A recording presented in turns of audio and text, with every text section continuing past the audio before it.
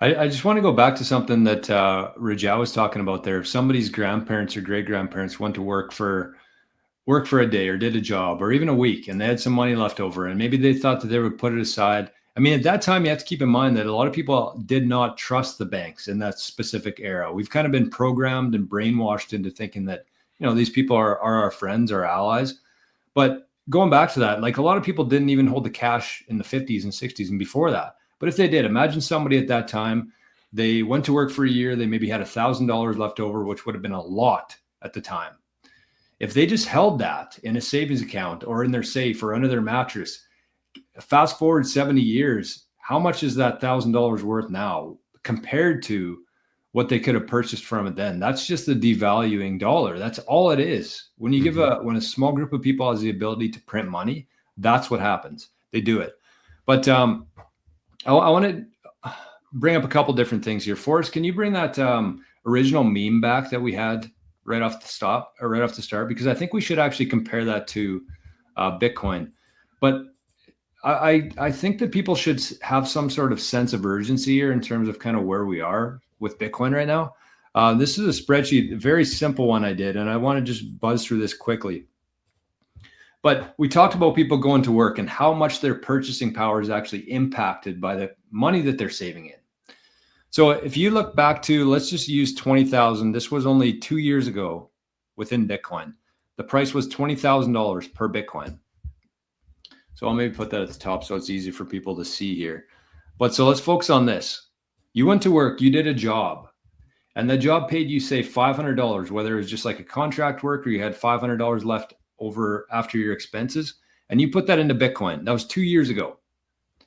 You would have got 2.5 million sats. Today, we're at about 105 right now. So you go to work, you do the exact same work, you do the exact same job, exact amount of energy that you exert. Today, you're getting 476,000 sats for the exact same work. So Bitcoin's going the opposite of what we were talking about in fiat there. It's going the opposite direction of that. And so let's say that within this cycle, there's a lot of people calling for $250,000, $500,000 Bitcoin. You go to work again, the exact same job, you earn $500. That now gets you 200,000 or 100,000 sats.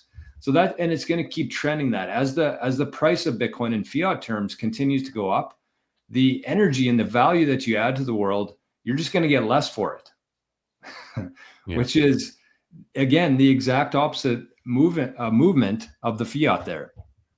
Do you guys have any comments on that? I think it's going to accelerate even more too. Like, it's, we see nation states talking about adopting strategic states. All the Bitcoiners on Twitter, they're, a lot of them are very ecstatic about that. They love that. To me, I just see that meaning that I'm going to earn less for the work that I'm doing because Bitcoin's price is going to go higher, and I value my energy and time in something like Bitcoin that can traverse through time and hold its value, just as you showed there, and it's actually increasing in value because we're early in the adoption cycle still. So yeah, to me, it's like, I would rather governments not buy Bitcoin. I'd rather them not, I'd rather it, the grassroots adoption continue, because it means that Bitcoin's price will stay lower for longer. I'm in my earning years, and that means I can acquire more Bitcoin. But, it's nice to get your bags pumped as well. So I see the other side of it. Yeah, that's you can't really stop anybody. I got a point. You can't stop anybody from buying. You can't stop MicroStrategy. You can't stop BlackRock. You can't stop government. Sorry, Jory, you're about to say something there. I was just going to say that's why Bitcoin's such a win-win, is because if you're holding an asset like Bitcoin, it goes up, your net worth increases, you're feeling good. But when it goes down, the exact same value that you're providing to the world, you're actually able to accumulate more of what you want to earn in. So it's a win-win for Bitcoiners. So either your purchasing power increases or your savings increase. Yeah. Which to me is great.